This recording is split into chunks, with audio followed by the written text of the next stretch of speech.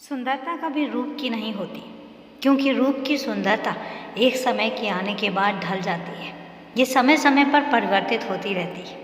जब एक छोटा बच्चा होता है तो बहुत सुंदर होता है।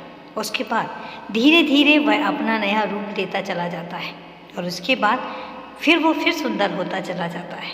लेकिन एक समय ऐसा आता है जब सुंदरता ढलना शुरू हो जाती है। लेकिन इसका मतलब ये नहीं है कि व्यक्ति की बाहरी सुंदरता ही सब कुछ होती है। आंतरिक सुंदरता सबसे ज़्यादा महत्वपूर्ण होती है, क्योंकि अगर मन सुंदर है तो मन सुंदर बचपन में भी होगा, मन सुंदर जवानी में भी होगा और मन सुंदर बुढ़ापे में भी होगा।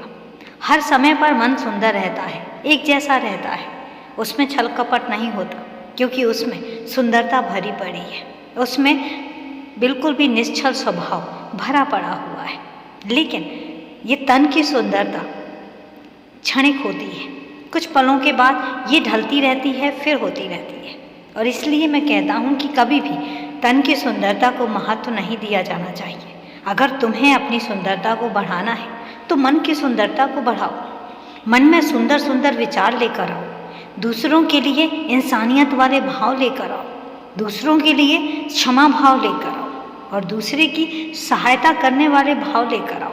कितना कुछ भी हो जाए, अगर कोई तुम्हारे पास सहायता के लिए आता है तो उसकी सहायता बिना किसी स्वार्थ के करो, बिना ये सोचे करो कि वो जिसकी सहायता तुम कर रहे हो वो तुम्हें पलट कर क्या देगा।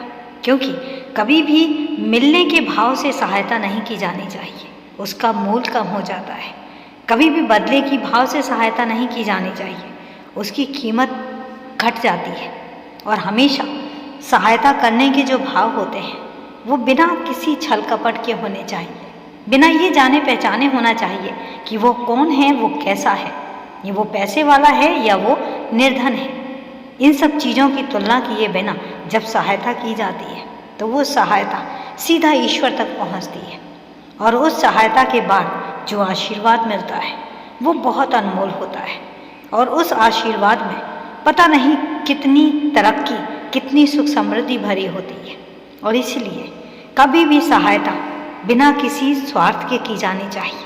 और वो सहायता सिर्फ इंसानों तक ही नहीं होनी चाहिए। ऐसा नहीं है कि तुम किसी इंसान की सहायता करो, जीव जंतुओं की, पशु पक्षियों की, पेड़ पौधों की, तुम किसी की भी सहायता कर सकते हो।